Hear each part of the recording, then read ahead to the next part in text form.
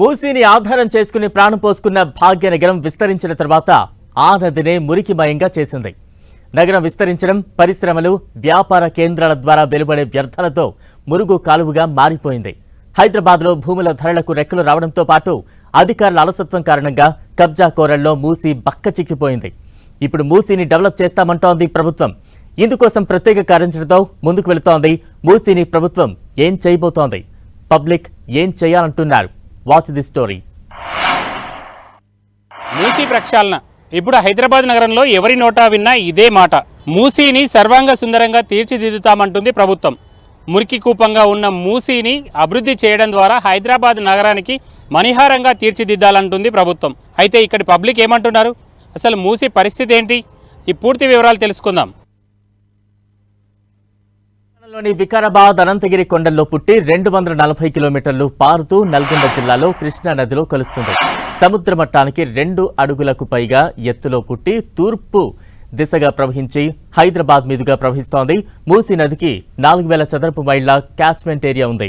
హైదరాబాద్లో సుమారు 55 కిలోమీటర్లకు పైగా ప్రవహిస్తోంది.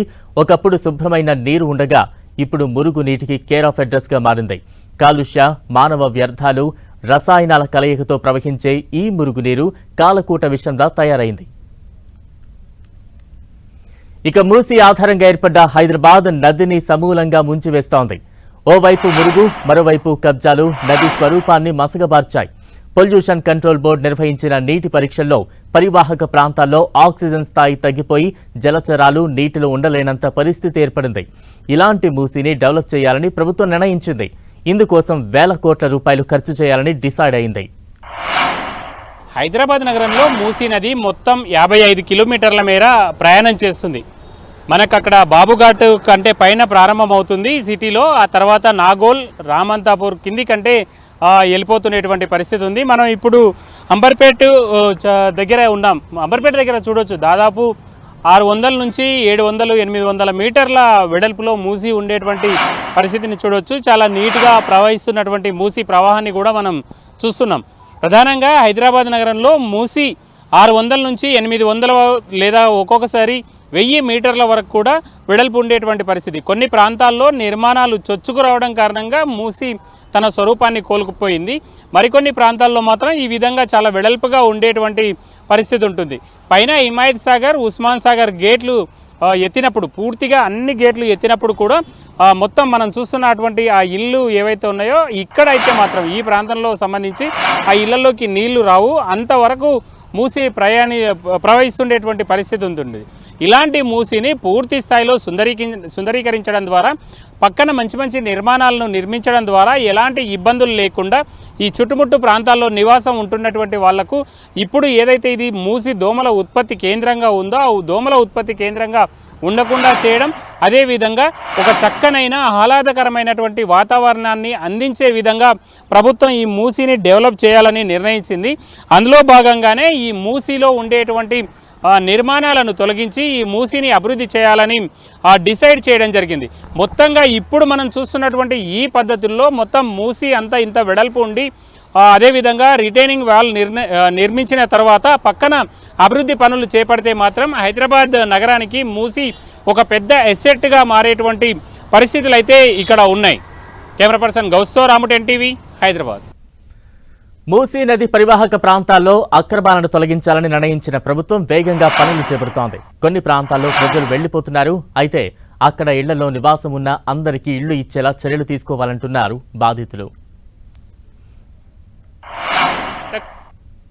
మూసీలో ఉండేటువంటి ఇళ్లను ఖాళీ చేయించి ఇక్కడ నుంచి డబుల్ బెడ్రూమ్ ఇల్లు ఇస్తా అని పంపిస్తున్నారు. ఇక్కడ ఉండేటువంటి స్థానికులు ఉన్నారు, వీళ్ళని అడుగుదాం ఏమంటున్నారు అనేది. మీరు ఇక్కడ ఎంతకాలం నుంచి ఉన్నారు? మీకు ఏమని చెప్పారు అధికారులు? మేము 18 to 20 years నుంచి ఉంటున్నాం ఇక్కడ. మాకు ఎట్లా అంటే ఇది మూసీలో పోతుంది, వెళ్ళిపో సర్వే అవుతుందని సర్వే చేసిరు. సర్వే చేసి మాకు 2-3 days టైం ఇస్తారని చెప్పారు. ఫస్ట్ 2-3 days టైం అని కూడా అడగలేదు, చెప్పలేదు వాళ్ళు కూడా. వాళ్ళు ఏమన్నా 2-3 days ఇన్ఫర్మేషన్ ఇస్తామని చెప్పారు. దాని తర్వాత ఇన్ఫర్మేషన్ ఇవ్వకుండా డైరెక్ట్ మార్నింగ్ వచ్చి ఫోన్లు చేసి స్టార్ట్ చేసినాం. 3కి వస్తాం, మీరు బండి అంతా సామాన్ రెడీ పెట్టుకోండి, తీసుకోపోయి మీకు డబల్ బెడ్రూమ్ ఇచ్చి షిఫ్ట్ చేస్తామని చెప్తారు. అంటే వాళ్ళే బండి తీసుకొచ్చి వాళ్ళే తీసుకెళ్ళిపోతున్నారని చెప్పారు. కానీ ఇప్పుడైతే లేదు. ఇప్పుడు ఏమంటారు అంటే మా దగ్గర ట్రాన్స్పోర్టేషన్ లేదు, మీరే తీసుకోండి, మేము మీకు అమౌంట్ పే చేస్తామని చెప్తారు అంతే. అంటే మరి మీరు అక్కడ వెళ్ళి ఇల్లు చూసుకున్నారా? ఎక్కడ మీకు ఇల్లు చూసుకోలే ఇంకా. అదే అంటారు వాళ్ళు, ఏమంటారు అంటే మీరు ఇక్కడ నుంచి బయటికి వెళ్తే మేము అక్కడ కీస్ ఇస్తాం, మళ్ళీ అక్కడ మీరు బయట మా హ్యాండ్ ఓవర్ ఇచ్చినాక మీ ఇంట్లో మీరు ఒక్క కంకరం కూడా తీసుకోలేరు అని చెప్తారు. ఏముందో ఒకటేసారి బయట తీసుకోవాలి మీరు.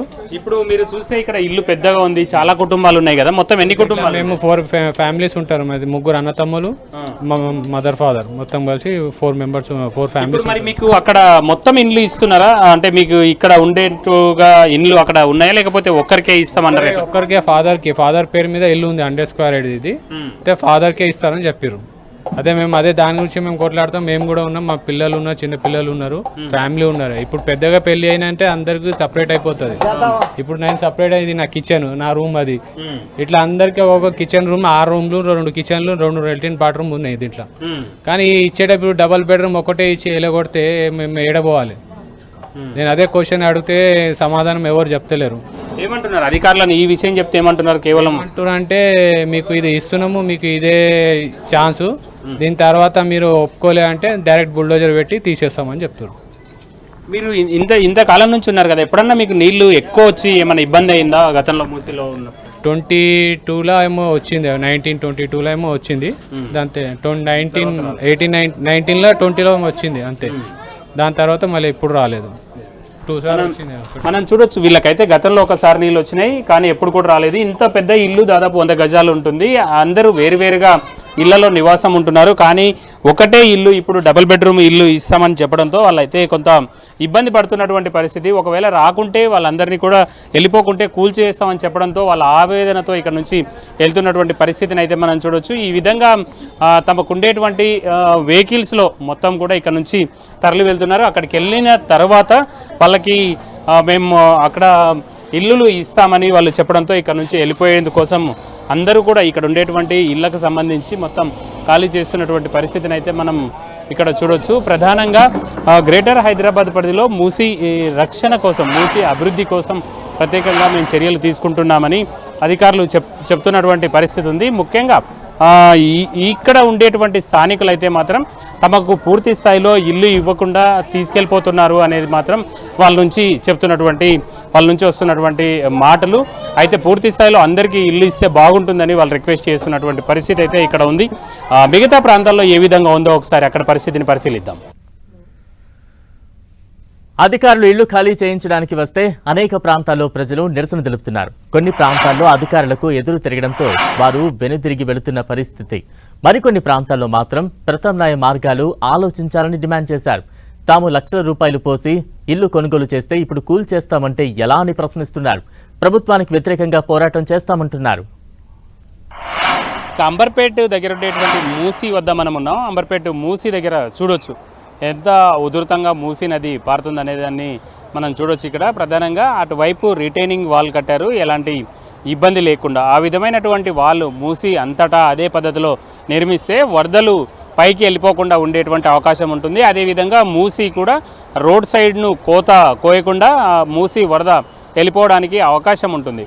అయితే ముఖ్యంగా హైదరాబాద్ నగరంలో మూసీ ఈ విధంగా డెవలప్ చేస్తూ దాని పక్కన పరిసర ప్రాంతాలన్నింటినీ కూడా సుందరంగా తీర్చిదిద్దాలని ప్రభుత్వం భావిస్తున్నటువంటి పరిస్థితి ఉంది. ప్రభుత్వం భావిస్తున్నటువంటి నేపథ్యంలో వీటన్నింటినీ ఇక్కడ ఉండేటువంటి అక్రమ నిర్మాణాలని, అదేవిధంగా పరిసర ప్రాంతాల్లో ఉండేటువంటి నిర్మాణాలను తొలగించాలనేది ప్రధానంగా స్థానికుల నుంచి వాళ్ళని తొలగించాలన్నప్పుడు స్థానికుల నుంచి అయితే కొంత వ్యతిరేకత వస్తున్నటువంటి పరిస్థితి ఉంది. స్థానికంగా ఉండేటువంటి వాళ్ళు ఉన్నారు, వాళ్ళతో మాట్లాడించేటువంటి ప్రయత్నం చేద్దాం. ముఖ్యంగా ఈ ప్రాంతానికి సంబంధించి మీరు ఎంతకాలం నుంచి ఇక్కడ ఉంటున్నారు? ఇప్పుడు అధికారులు వచ్చి ఏం చెప్తున్నారు? అసలు గత మేము 30 ఏళ్ళ నుంచి ఉన్నామన్న ఇక్కడ. మేము పైసలు పెట్టి కొనుక్కున్న ఈ జాగాలు ఇవి. కాకపోతే ఈ ఏదైతే మూసి మనం చూపిస్తుర్రు, ఏదైతే మనం తీసేస్తా అంటున్నారు కదా, మా దగ్గర చాలా పెద్దగా ఉంది.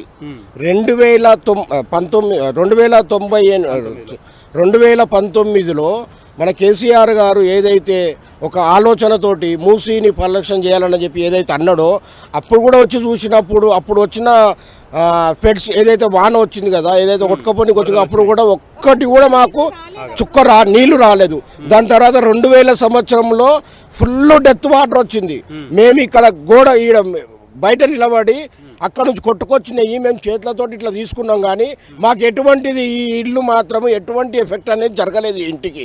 అలాంటప్పుడు ఇంత డెత్ ఉన్నప్పుడు ఆ ఉన్న కాడి నుంచే గోడ కట్టుకొని పోతే చాలా బాగుంటుందని చెప్పి మా మామకు మీరు కొలుస్తారు, ఎంత పెడతారు, ఎంత కావాలి మీకు ఫస్ట్ అది నిర్ధారించండి. దాని తర్వాతనే మా ఇంట్ల మీదకి రండి, మాకు మీరు ఏమి ఇస్తారో చెప్పండి, ఆ తర్వాతనే మా ఇండ్లు మీరు తీసుకోండి. మేము అమ్ముతాం మీకు. ఏదైతే ప్రజలకు మనం ఏ విధంగా అయితే మేము కొనుక్కున్న ఇళ్ళు అయితే ఉన్నాయో అదే ప్రకారంగా మేము మీకు అమ్ముతాం. మీరు చెప్పండి, అంటే ఇక్కడ మొత్తం ఎన్ని ఇండ్లు ఉన్నాయి? వీళ్ళు వచ్చి ఏమంటున్నారు, రెవెన్యూ అధికారులు వచ్చి ఏమంటున్నారు? ఈ గోల్నాక లంక ప్రాంతాల్లో తులసిరామ్ నగర్ అంటారు దీన్ని. సుమారుగా ఈ ప్రాంతంలో 1000 పైన ఇళ్ళు ఉన్నాయి. ఈ FTL అని పేరు చెప్పి కొన్ని ఇండ్లు చూపిస్తూ ఉన్నారు. అట్లాగే బఫర్ జోన్ అని చెప్పి చెప్తా ఉన్నారు. సుమారుగా ఇక్కడ 300 నుండి 400 వరకు ఇండ్లు తీసే ప్రణాళిక చేసినట్టుగా కనబడుతూ ఉంది. అటుపక్క ఇటుపక్క పారి కూడా నిర్మాణం చేపట్టేసి నువ్వు ఎంత అభివృద్ధి చేస్తావో అభివృద్ధి చేస్తే దాంట్లో మా పిల్లలు కూడా ఆడతారు. ఇక్కడ ఆహ్లాదకరమైన ప్రాంతం మేము కోరుకుంటున్నాం, కానీ మా ఇండ్లు తీసేసి ఇక్కడ ఈ ప్రాంతంలో అభివృద్ధి చేస్తా అంటే ఇలాంటి డెవలప్మెంట్ కరెక్ట్ సరైనది కాదు. మీరు కాలం నుంచి ఇక్కడ ఉన్నారు, ఎప్పుడన్నా వరదలు వచ్చినప్పుడు పెద్ద వరదలు ఇక్కడికి వచ్చినాయా? అసలు రాలేదు సార్, ఎప్పుడు రాలేదు. మేము 40 సంవత్సరాలు అవుతుంది ఇక్కడ ఉండి. మేము ఎవరిదేమో గుంజుకోలేదు, మేమేమో కబ్జాలు చేయలేదు. మేము పైసా 4 ఇండ్ల పాస్ పని చేసి మా ఆయన రిక్షా దోకి 4 పైసలు జమ చేసుకొని మేము మా పిల్లలకు వస్తాయని మేము కొని పెట్టుకున్నాము. ఇప్పుడు ఇండ్లు కట్టుకున్నాము. గుడిసెలు ఉన్నప్పుడే పోతాయి అని అంటే మేము కట్టుకునే వాళ్ళం కాదు. ఇప్పుడు మేము ఇంత మాకు 4 కొడుకులు ఉంటున్నారు, ఒక ఇంట్లో 3 కొడుకులు ఉంటున్నారు. ఒకరికొకరు 40 గజాలలో 50 గజాలనే సరి చేసుకుంటున్నాం. సరి చేసుకున్నప్పుడు మమ్మల్ని డబుల్ బెడ్రూమ్ ఇండ్లు ఇస్తా మీరు వెళ్ళిపోండి అని అంటే మేము ఎట్లా వెళ్ళిపోతాం సార్? మా ఇండ్లు మాకే కావాలి. ఇక్కడ ఎవరు వచ్చి ఏం చేసినా కానీ కూడా పక్క పొట్టి గోడ పెట్టుకొని వెళ్ళిపోండి. మాకు ఎట్లాంటి అపాయం చెయ్యకండి, మేము కోరుకునేది అదొక్కటే. ఇది ప్రధానంగా ఇక్కడ అంబర్పేట ఈ ప్రాంతానికి సంబంధించి లంక అనే ఈ కాలనీకి సంబంధించి వీళ్ళైతే మాత్రం మూసీని అభివృద్ధి చేస్తే మేము దానికి వ్యతిరేకం కాదు, మూసీని అభివృద్ధి చేయండి, కానీ మా భూములను మాత్రం తీసుకోవద్దు అని ఒకరు డిమాండ్ చేస్తుండగా మరొకరు మార్కెట్ రేట్లో ఎంత రేట్ అయితే ఉందో మార్కెట్ రేటు మాకు చెల్లించి మీరు తీసుకోండి, కానీ మమ్మల్ని ఇబ్బందులు పెట్టొద్దు, తమకు డబల్ బెడ్రూమ్ ఇల్లు ఇచ్చేసి ఇక్కడ నుంచి నెట్టివేయొద్దు అని వాళ్ళు ఇక్కడ విజ్ఞప్తి చేస్తున్నటువంటి పరిస్థితిని అయితే మనం ఇక్కడ చూడొచ్చు. ఇతర ప్రాంతాల్లో ఏ విధంగా ఉందో ఒకసారి చూద్దాం. అధికారులు మాత్రం ప్రభుత్వం చెప్పిన పనులు తాము చేస్తున్నామని తెలిపారు. అన్ని ప్రాంతాల్లో సర్వే నిర్వహిస్తున్నామని, ప్రజల్ని ఈ ప్రాంతాల నుంచి తరలించడానికి అన్ని ప్రయత్నాలు చేస్తున్నామని చెబుతున్నారు.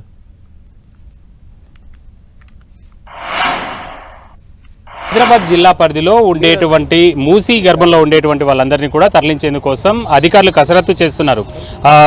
ఆర్డీఓ గారు ఉన్నారు. సార్, ఎట్లా జరుగుతుంది ఇక్కడ నుంచి తరలింపు చేసేటువంటి కార్యక్రమం? రివర్ బెల్ట్ ఏదైతే ఉందో రివర్ బెడ్ ఏరియాలో ఎవరైతే మూసీ నది గర్భంలో ఎంట్రెస్మెంట్ ఉన్నాయో వాళ్ళని ఐడెంటిఫై చేయడం జరిగింది. వాళ్ళకు మనము ఎక్కడైతే 2 BHK ప్రభుత్వాలు ఇస్తున్నామో 2 BHK గురించి వాళ్ళు కన్వీన్స్ చేస్తున్నామో ఎవరైతే విల్లింగ్ ఉన్నారో వాళ్ళకి ఇమీడియట్లీ 2 BHK అప్పుడే అలాట్ చేస్తూ వాళ్ళు షిఫ్ట్ చేయడం జరుగుతుంది. విల్లింగ్ లేని వాళ్ళ గురించి వాళ్ళతో డిస్కస్ చేయడం జరుగుతుంది. వాళ్ళకి ఫర్దర్ స్టెప్లో వాళ్ళకు కన్వీన్స్ చేస్తాం. అంటే ఎక్కువగా హైదరాబాద్ జిల్లా పరిధిలో దాదాపు 1595 అక్రమ నిర్మాణాలు నదీ గర్భంలో వచ్చినట్టు గుర్తించారు.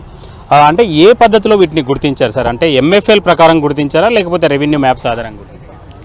ఆల్రెడీ 2 months బ్యాకే టెక్నికల్ టీం వాళ్ళు మనకు MFL ఫీల్డ్కి వచ్చి విజిట్ చేసి వాటిని ఫైనల్ చేశారు. ఆ బేస్ మీద ఇప్పుడు వాళ్ళకి ఆ టీం దాంట్లో వస్తున్నాయి, MFL ఏ స్ట్రక్చర్ వస్తుందనేది మేము ఇప్పుడు ఐడెంటిఫై చేస్తున్నాము. ప్రీవియస్ 2 months బ్యాకే MFL బేస్ మీద సర్వే అయిపోయింది. అంటే ఇందులో మనం చూస్తే కొద్ది వరకు మాత్రమే గుర్తించారు. అంటే మనం ఇప్పుడు నిలబడ్డ ప్లేస్ నుంచి ఒక 20-30 మీటర్ల వరకే గుర్తించారు. ఆఫ్టర్ దట్ ఏంటి sir? After that buffer zone అని చెప్పి పిలవడం జరుగుతుంది. బఫర్ జోన్ గురించి ఇప్పుడైతే ప్రభుత్వంలో ఎలాంటి ప్లానింగ్ అయితే ఎట్నో లేదు. ఇప్పుడు ఓన్లీ ముందు రివర్ బెడ్ వాళ్ళ గురించి కాన్సన్ట్రేషన్ చేస్తున్నాం. అంటే ఇప్పుడు మొత్తం వాళ్ళు ఒప్పుకున్నారా? మీరు సర్వే చేసినటువంటి వాళ్ళు ఇక్కడ నుంచి అక్కడికి వెళ్ళిపోతున్నారా? ఏమంటున్నారు సార్? పబ్లిక్ నుంచి కొన్ని ప్రాంతాల్లో చూస్తే మేము ఏళ్ల తరబడి ఇక్కడ ఉన్నామని వాళ్ళు ఆందోళన చేస్తున్నారు. మరికొన్ని ప్రాంతాలనేమో మీరు చెప్పంగానే వెళ్ళిపోతున్నటువంటి పరిస్థితి ఉంది. ఎట్లా ఉంది సార్? ఎక్కడైతే మరి ఉండలేని పరిస్థితి ఉందో చిన్న చిన్న ఇళ్లలో ఉన్న వాళ్ళకి మాత్రం మనకు వాళ్ళు విల్లింగ్ ఉన్నారు. G+1 కానీ G+2 ఉన్న వాళ్ళకి మాత్రం కొంచెం అబ్స్ట్రక్షన్ చేస్తున్నారు. దాన్ని బట్టి వాళ్ళకు ఫ్యూచర్లో కూడా అక్కడ రేపు వాటర్ వచ్చే అవకాశం ఉంటుంది కాబట్టి వాళ్ళకి మళ్ళీ కన్విన్స్ చేస్తాము, వాళ్ళని కూడా షిఫ్ట్ చేసే ప్రయత్నం చేస్తాం. అంటే మనం చూస్తే ఈ నదీ గర్భంలో కూడా పట్టా భూములు ఉంటాయి, అలాంటి వాళ్ళను మీరు ఎట్లా వాళ్ళకి ఏ పద్ధతిలో కాంపెన్సేట్ చేయనున్నారు ఆ పట్టా భూమికి సంబంధించి? యాజ్ ఆఫ్ నవ్ అయితే నదీ గర్భంలో పట్టా భూములు అంటే అయితే ఎవరు మన దృష్టికి తెలియదు. అలా ఏమైనా ఉంటే వాటిని డీటెయిల్స్ తీసుకొని ప్రభుత్వం దృష్టిలో పెడతాం. అంటే ఈ బఫర్ జోన్లో కానీ ఆ పక్కన ఉన్నప్పుడు ఎట్లా? బఫర్ జోన్ అనేది ఇప్పటికి ప్లాన్ ఏం లేదు. బఫర్ జోన్కి వెళ్ళినప్పుడు ప్రభుత్వం మళ్ళీ రివైజ్ గైడ్లైన్స్ ఇస్తుండొచ్చు. ఇప్పుడైతే ఓన్లీ నదీ గర్భం కాన్సన్ట్రేషన్ ఉంది. బఫర్ జోన్ సంబంధించి గైడ్లైన్స్ వచ్చి దాన్ని ఫాలో అవుతాం మనం. అంటే దీన్ని మీరు ఏమన్నా ఇవి తొలగించిన తర్వాత హద్దులను ప్రత్యేకించి డిమార్క్ చేయనున్నారా సార్ ఎట్లా? ఇది తొలగించిన తర్వాత మనం డిపార్ట్మెంట్ వాళ్ళకి హ్యాండ్ ఓవర్ చేస్తాం, దాన్ని బట్టి వాళ్ళు డెసిషన్ తీసుకుంటాం. ప్రజెంట్ తొలగించిన తర్వాత ఆ కీస్ అన్ని మేము మా దగ్గర పెట్టుకుంటున్నాం. ఇది మనం చూస్తే ఇక్కడ ఉండేటువంటి ఇళ్ళకన్నింటికి కూడా ఇప్పటికే మనం చూడొచ్చు, గౌస్ అక్కడ చూపించేటువంటి ప్రయత్నం చేయి. RBX అని ఆ ఇళ్లకు ఆ విధంగా వేయడం జరిగింది. అన్నింటికీ కూడా ఆ విధంగా వేసినటువంటి ఇళ్ళనన్నింటినీ కూడా ఖాళీ చేయించి ఇవన్నీ కూడా దీనికి సంబంధించినటువంటి ఇళ్లకు సంబంధించినటువంటి లాక్స్ అన్నీ వీళ్ళు తీసుకొని డిపార్ట్మెంట్ వాళ్ళ దగ్గర పెట్టుకుంటారు.